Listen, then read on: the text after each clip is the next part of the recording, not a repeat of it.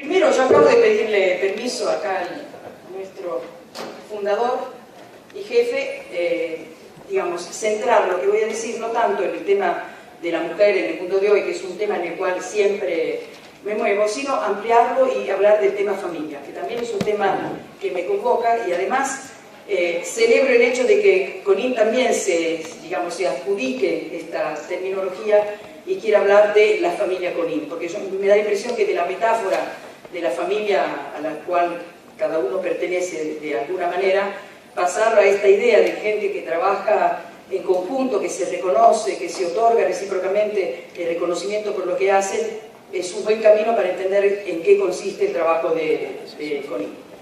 Primero voy a empezar por las palabras. Se sabe que la gente de filosofía siempre busca la raíz de la palabra para entender de qué estamos hablando. Resulta que la palabra familia es una palabra prelatina de un idioma que se llama osco y que pertenece al área, grosso modo, de donde está Nápoles. Es una población antigua, anterior a los latinos, y la palabra famul significaba estructura de personas con cierto grado de jerarquía. Tanto que pasó a significar en el latín más bien el conjunto de los esclavos, es decir, de gente organizada pero que estaba al servicio de algo, que tenía adentro una jefatura. Qué feo, no me gusta tanto que quiera decir eso. Pero fíjense, debe haber sido tan fuerte la idea de la coordinación, del servicio, del grupo de personas, que la familia de los esclavos, digamos, este nombre pasó a significar el conjunto de personas organizadas alrededor de un matrimonio que tiene hijos y que se prestan unos a otros el servicio para que la vida sea posible. Eso es el significado con el cual pasó al latín. Así que familia se volvió palabra latina, pero extrayendo de ese origen más antiguo la idea del conjunto de personas donde hay un padre, una madre, unos hijos que se prestan mutuamente servicios. Así que la idea de servicios es central al concepto mismo de familia. Hay una jerarquía, existe esta diversidad varón-mujer, que es una diversidad fecunda, de la cual surgen hijos. Y lo característico no habla tanto del amor, los antiguos me parece que son menos románticos que nosotros, sí habla de la idea de estar cada uno al servicio de la vida del otro. ¿Por qué todavía es importante la palabra? Daría la impresión de que pasaron tantos años, podemos contarlo ya por milenios del surgimiento de este término, y sin embargo le damos vuelta y seguimos hablando y nos preocupamos sobre las transformaciones que la familia ha padecido, digamos, en tiempos cercanos, y sin embargo sigue siendo un tema, no es un tema que uno pueda archivar. Yo puse aquí la frase de un sociólogo español, de Valencia, José Pérez Adán, que en el fondo dice que es interesante ver cómo una estructura familiar se puede reconocer en muchas culturas. Entonces, dice, se trata de un fenómeno universal a través de razas, culturas y tiempos, lo que adivinamos que la familia tiene una razón de funcionalidad social, si no, las distintas culturas no reproducirían esta estructura. Es aquello que hace que la sociedad funcione. La familia, voy a repetir una frase que se ha dicho y se ha oído mil veces, es la base de la sociedad. Hay que hacer que funcione. No todas las familias funcionan bien. Hay algunas familias que son una catástrofe. Pero ¿por qué medir la funcionalidad de la familia de lo disfuncional? Es como si alguien, en vez de ver cómo tiene que funcionar el cuerpo humano por las funciones explícitas y propias, lo midiera desde las disfunciones. Es verdad, cuando la familia funciona mal, es tremendo, es una, no sé cómo decir, una desgracia. Pero hay muchas otras familias funcionales, no digo perfectas, pero con un grado de funcionalidad que abre el corazón, ¿no? Hay muchas madres que sacan a sus hijos de situaciones tremendas porque son familia. Hay muchos padres que descubren posibilidades productivas para atender a su familia porque saben, toman en serio el hecho de ser familia. Y son, déjeme que lo diga, mayoría. Las familias que funcionan son mayoría.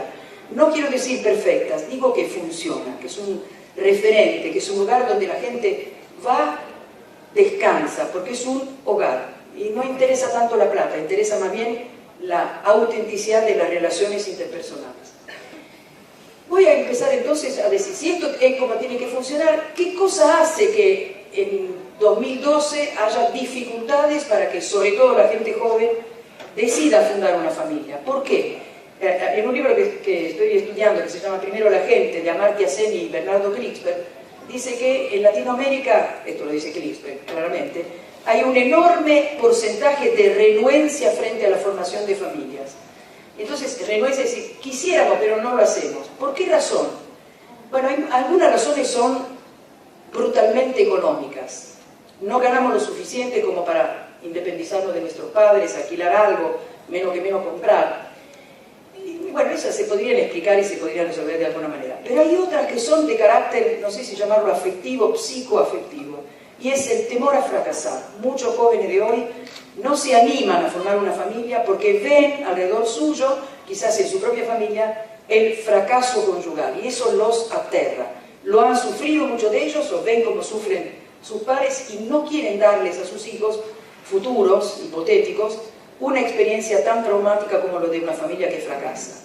¡Qué tremendo! Hemos armado una cultura, los adultos a cargo, que hace que los jóvenes no quieran vivir con el impulso y con la energía juvenil esta gran aventura que consiste en fundar una nueva familia y animarse a la apertura a la vida, que trae una alegría extraordinaria. Claro, mucho trabajo, por supuesto, no voy a decir que no, pero al mismo tiempo una alegría increíble, que no te da ninguna otra realidad de este mundo.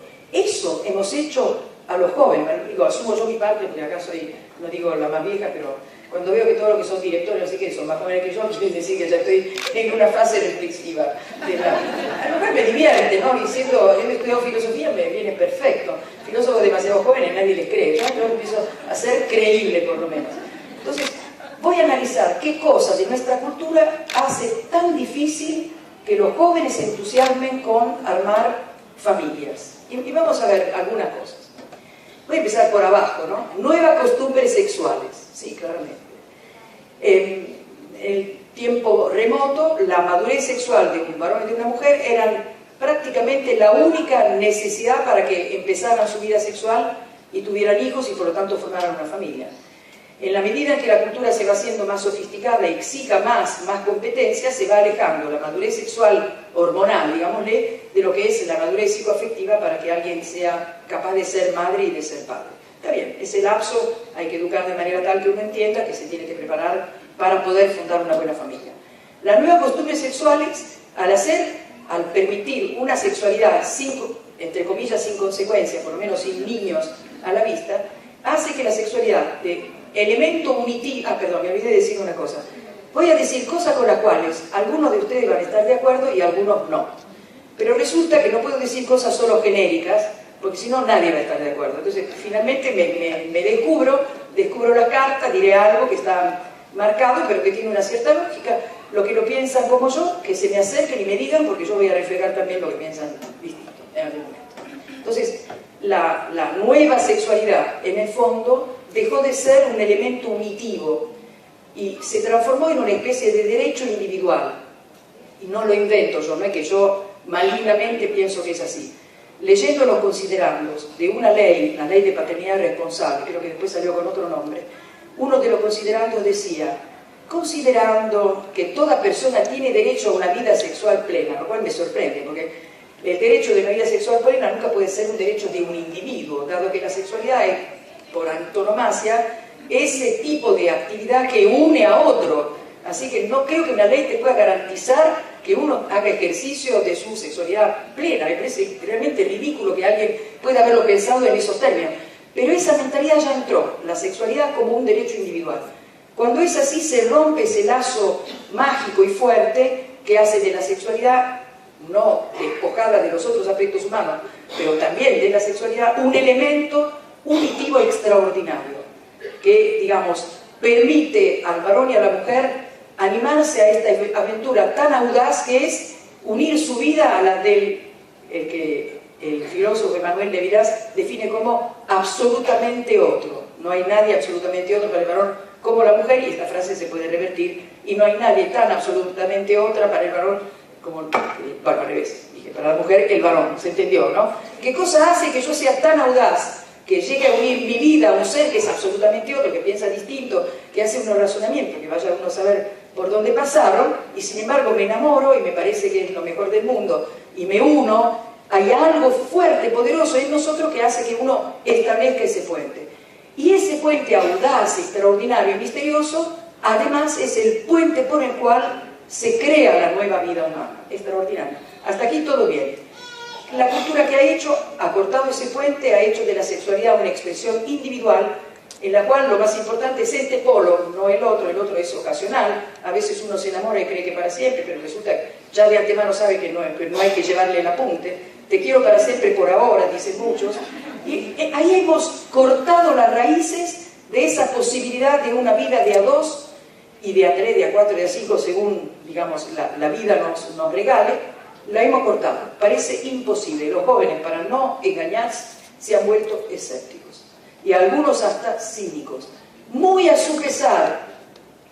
Esto yo lo he descubierto cuando era profesora de secundario, que cuando los chicos me atacaban, me decían, ¿usted cree en los pececitos de colores y ese tipo de cosas? Cuando me hablaba del amor, de la fidelidad y todo eso.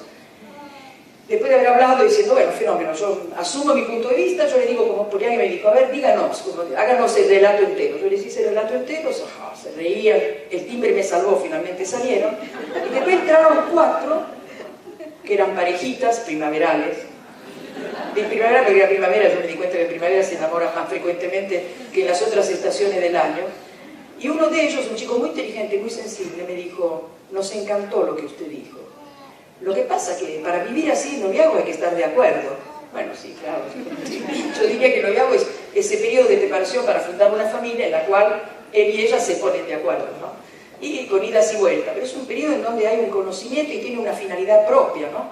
Hoy día eso se ha arruinado. Entonces, una sexualidad centrada en el individuo, ejercida como un derecho, deja de ser unitiva y no permite entonces, con toda la fuerza que tendría eso, el lazo hacia el otro, la unión con el otro, la audacia de fundar una nueva célula de la sociedad. Esto lo veo como un defecto, que hemos querido culturalmente abaratar costos, simplificar, no complicar, y lo que hemos obtenido no es lo que queríamos.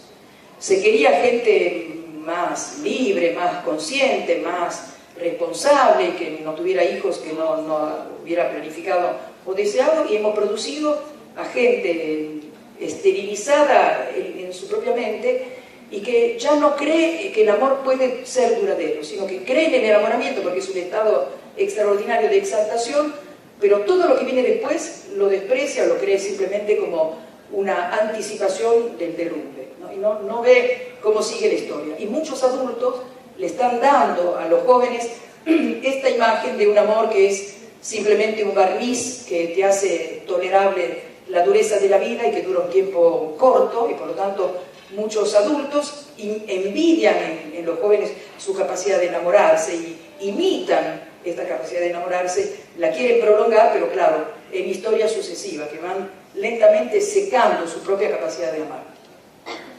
Primer obstáculo. Segundo obstáculo, la confusión respecto del tema de las identidades sexuales. Por supuesto que acá me meto en un tema muy complicado. Sin embargo, me apoya la ciencia, ¿no? Es decir, evidentemente todavía los seres humanos nacen varones y mujeres. Que le pueda suceder algo sobre la aceptación de la propia identidad depende mucho del entorno y depende mucho también de la estructura familiar. Y le voy a contar un cuento que tiene que ver con lo femenino, pero me encanta si lo googlean, lo buscan en YouTube. Resulta que en un país considerado el más igualitario, digamos, el que estaba rankeado hace 2 años por lo menos, como número 1 en los países que entraron en un ranking de gap, de gender gap, como lo llaman ellos, entonces, por lo tanto, es el más equo en cuanto a la distribución de espacio, de posibilidad entre varones y mujeres. Descubre con mucha sorpresa que muchas mujeres, se trata de Noruega, muchas mujeres noruegas se inscriben en carreras como psicopedagogía, enfermería, psicología, etcétera, consideradas carreras de servicio y por lo tanto, digamos, cercanas a una actitud femenina fundamental que es ponerse al servicio de la persona, que nos sale tan bien, porque somos capaces. Cuando lo hacemos bien, lo hacemos muy bien, porque estamos atentas al estado de ánimo, porque la cara de la persona nos dice, más allá de las palabras, porque sentimos agrado en producir bien, alivio en el otro, porque en el servicio a la vida, la verdad, sentimos que cumplimos nuestra función. No es lo único que podemos hacer de todo, pero en eso encontramos una satisfacción inmediata. Y que los varones noruegos, sin el gender gap, elegían carreras como ingeniería, geología, qué sé yo, cirugía. ¿Cómo puede ser? Nuestro país es igual y acá eligen diverso. Entonces empieza a hacer una investigación los del Instituto del Gender noruego les dicen, no, ¿sabes qué pasa? Que la ven con una frazadita, princesita, que lo ven con una frasecita celeste y dicen, hijo de tigre, y ahí van diferenciando. Entonces después cuando llega el momento de elegir la carrera, eligen carrera, no diría que de princesita, pero digamos, que la visión diferenciada inicial de los adultos respecto de los niños le va diferenciando el gusto.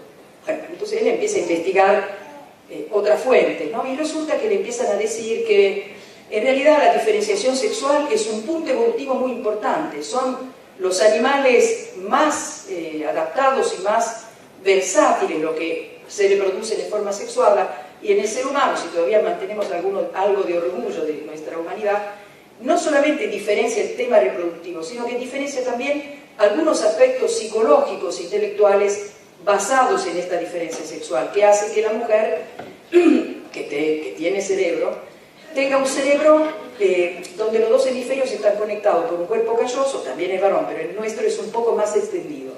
No más calloso, perdón, más extendido quiere decir con una fibra que conectan más, un 12% más, no es tampoco una diferencia tan abismal, pero es diferente, que hace que simultáneamente el hemisferio izquierdo, digamos, del razonamiento y el derecho de la afectividad funcionen en conjunto, con lo cual las mujeres pensamos y sentimos simultáneamente. A veces joroba esto, porque nuestra afectividad impide el razonamiento, digamos. Estoy haciendo de abogada del diablo, pero es verdad, nuestra excesiva vulnerabilidad, el estar tan expuestas a lo que el otro siente respecto de nosotros, hace que terminemos embarrando un poco el razonamiento, ¿no? Me acuerdo que cuando yo aprendí a manejar, si escuchaba una bocina temblaba, y mi marido me decía, pero escúchame, la bocina tocó hace 4 cuadras, ¿por qué pensás que te toca a vos? Y bueno, porque mi hemisferio derecho perturbaba el hemisferio izquierdo que tenía.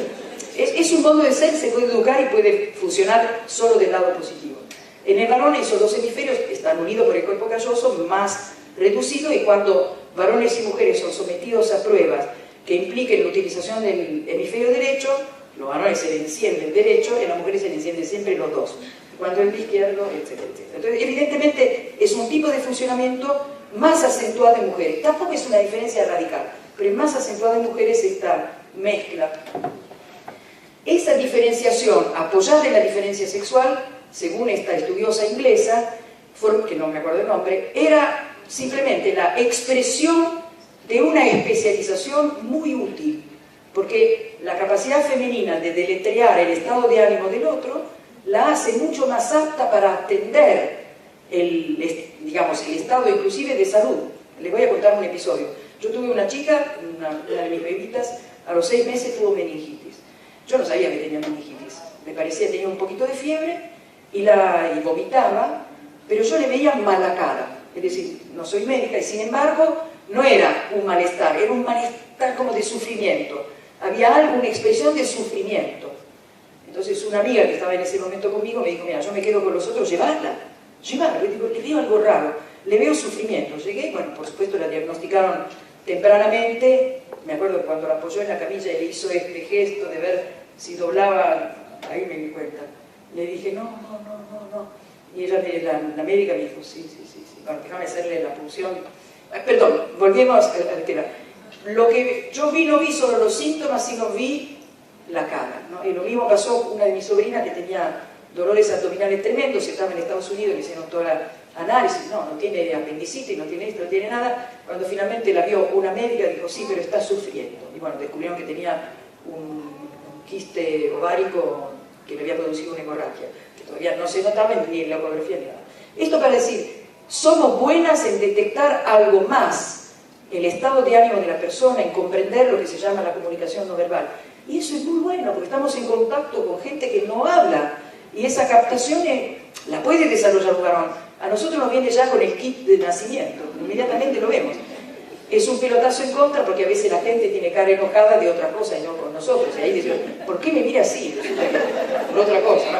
Habría que entrenar, es verdad, tiene cara de enojado, no tiene por qué pensar que está enojado con vos, ¿no? Bien, entonces le responde la experta inglesa, no. Entonces cuando él le muestra, este hombre que lleva la investigación, le muestra que sus expertos le dijeron que simplemente dependió de la frazadita rosa o celeste, esta que es una inglesa y, digamos, educada, dice, amazing, Dice, asombroso, no dice que tarado, que burro, asombroso que digan eso. Y bueno, y descubre también que hay otro estudioso, la presencia de la testosterona en el periodo fetal, de formación, digamos, del embrión a feto, hace que se desarrollen algunas competencias y se inhiban otras. Tanto que hay madres que producen algo parecido a la testosterona, lo producen por sus glándulas suprarrenales como enfermedad, y eso viriliza al feto femenino en algunas actitudes, que hay que descubrirlo a tiempo para bloquear o, digamos, modificar. Por lo cual, ahí tenemos un dato científico, que hay ciertas hormonas que virilizan y la ausencia de estas hormonas produce lo femenino. Es difícil decir que no existe la diferencia sexual como la teoría del género quiere hacernos entender. Construye sobre conceptos y no sobre una base médica. Y esto que digo seguramente molestará a algunos, pero me acompaña, digamos, lo científico. Conclusión de este joven investigador noruego es que en los países donde la diferencia de género implica una minusvaloración de lo femenino, una desvalorización de lo femenino, hace que muchas mujeres jóvenes elijan en la universidad carreras, digamos, más afines a la capacidad masculina, porque la sienten como un ascenso social. Capaz que sos buena también en eso, no quiero decir que no, pero que esa elección hace. Y en un país más igualitario como es Noruega, se atreven a elegir algo porque no sienten que disminuye nada su propia capacidad.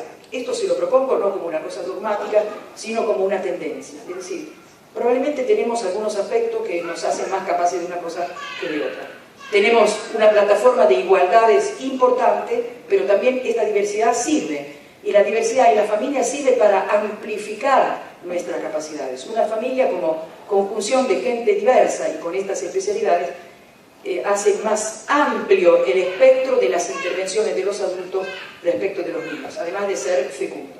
Entonces, dificultades porque la sexualidad se ve como una, digamos, expresión individual, dificultades porque se confunden las identidades sexuales y muchos jóvenes están buscándose a ver qué son, digamos, multiplican la duda, se transforma en una duda inclusive respecto de su propia sexualidad. Dificultades porque nuestra cultura está fuertemente embebida de individualismo y cada persona razona como razonaba Paul Gauguin cuando abandonó su familia de 5 hijos y su mujer, porque mucha gente hoy piensa que se debe algo a él o ella misma. Entonces le cuesta muchísimo meterse en un proyecto en donde uno se desarrolla sirviendo al otro.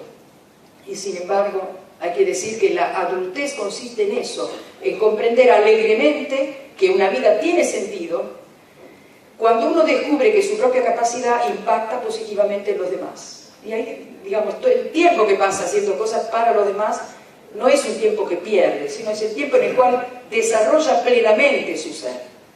Y miren, a pesar de que dije que esta cultura es una cultura que parece hostil a la familia, encontré este texto, bueno, este también sigue siendo de José Pérez Cerdá, que dice que en el fondo nuestra condición de seres sociales precede nuestra percepción de individuos.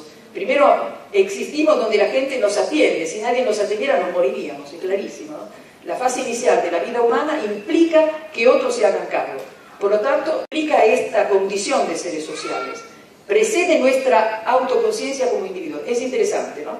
No es que el razonamiento abstracto es que imagina a los individuos que se unen. El razonamiento empírico empieza diciendo, naciste insertado en un contexto social y sobreviviste porque te atendieron, porque reconocieron tus derechos humanos antes de que los pudieras reclamar. Entonces naciste insertado en un contexto social donde la gente se sintió obligada por amor hacia tu humanidad. Y es lo que hacemos, por ejemplo, con los niños abandonados. Alguien no se sintió obligado, pero todo lo demás, lo que lo recogen, los encuentran, sí se sienten obligados y quieren que la gente sobreviva. Y sonríen cuando pueden sobrevivir. No es desgracia, al contrario, es razón de mucho orgullo, ¿no? Pero la frase que buscaba era esta. A ver si todo va bien. Sí, señor. No, no es esta.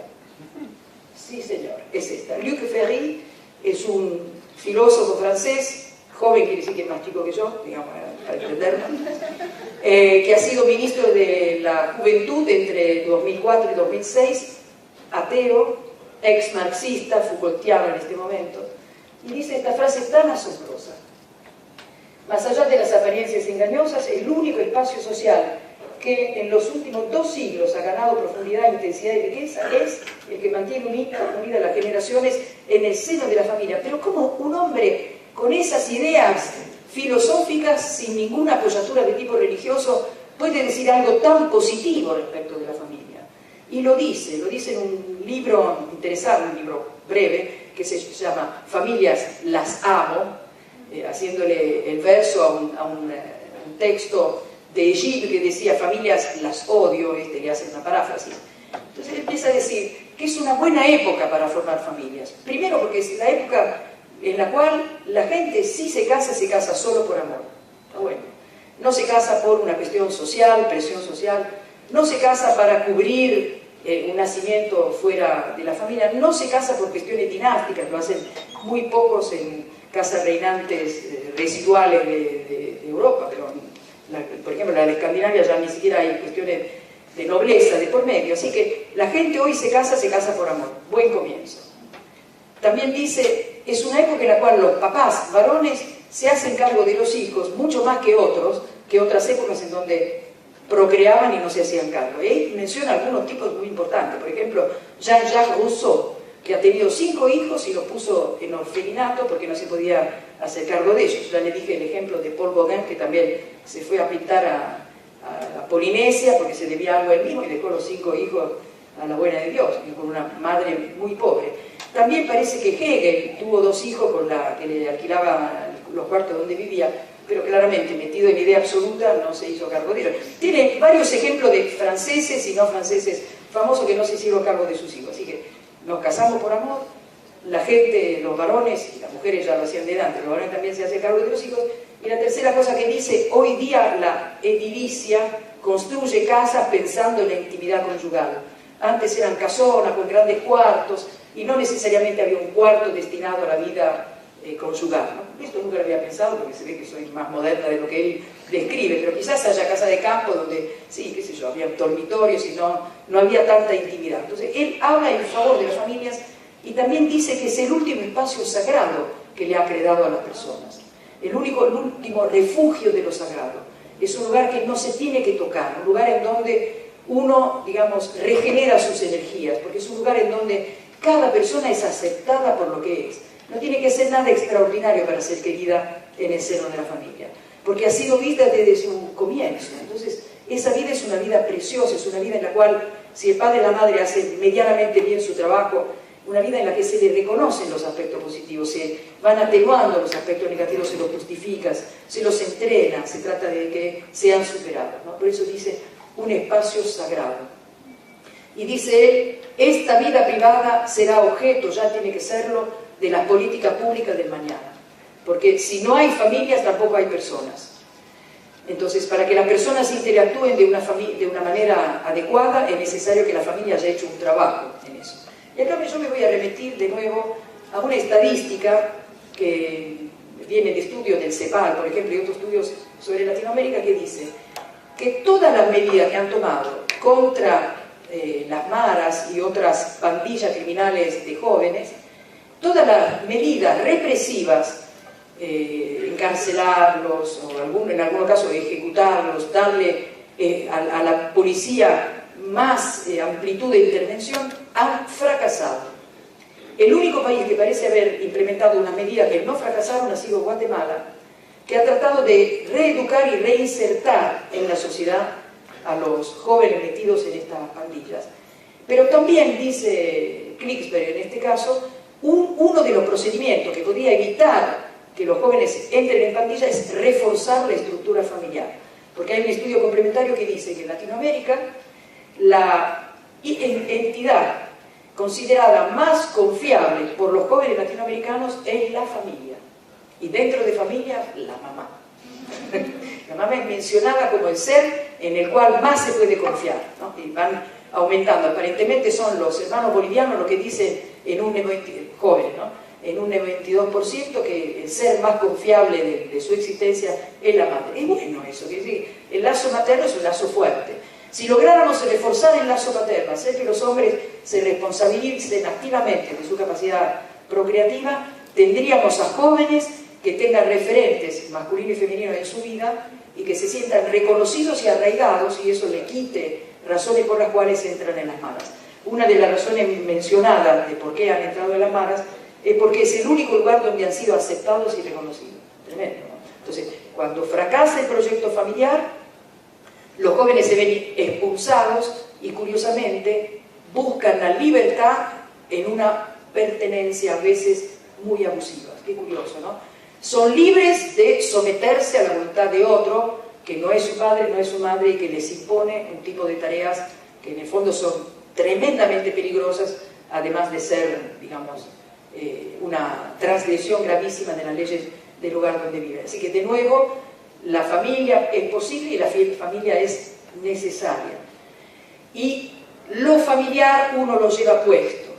La capacitación que te dan en tu familia de interactuar con otros, de darle su espacio, de poder dialogar, de captar lo positivo que tiene porque tu mamá te enseñó que no le tiene que pegar al hermanito porque tiene esto, tiene aquello otro. Ese entrenamiento medianamente bien hecho, uno lo lleva puesto a los lugares donde trabaja, donde interactúa, donde interviene.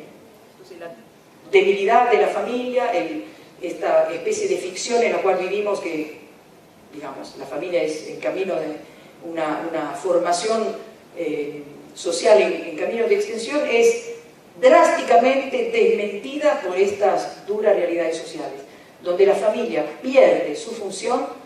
Sobre todo los jóvenes se ven desamparados y buscan tremendamente algún sustituto de pertenencia. Lamentablemente los que están a la mano no son buenos, sino que nos meten en situaciones tremendamente peligrosas. Algunos dicen que también las adicciones son un intento de pertenecer a un grupo. Muchos jóvenes empiezan a drogarse por querer pertenecer. Decía una educadora norteamericana, habría que ver a qué le tiene miedo el joven que empieza con la droga. Seguramente no le tiene miedo a la droga, le tienen más miedo al rechazo de sus pares que a los efectos que la droga puede producir. De nuevo, una familia que esté atenta, que, no sé cómo decir, que le dé fuerza al chico, que lo haga capaz inclusive de decir que no sin sentirse disminuido frente a sus pares, probablemente sea el camino más eficaz para, digamos, desalentar desde el comienzo las adicciones. Y ahora, algunas ideas sobre los males que tiene la juventud de hoy, frente a las cuales todos los adultos estamos convocados para darle una solución. Acá un sociólogo norteamericano dice, hay una montaña de evidencia científica que muestran que cuando las familias se desintegran, a menudo los niños terminan con heridas intelectuales, físicas y emocionales que persisten toda la vida.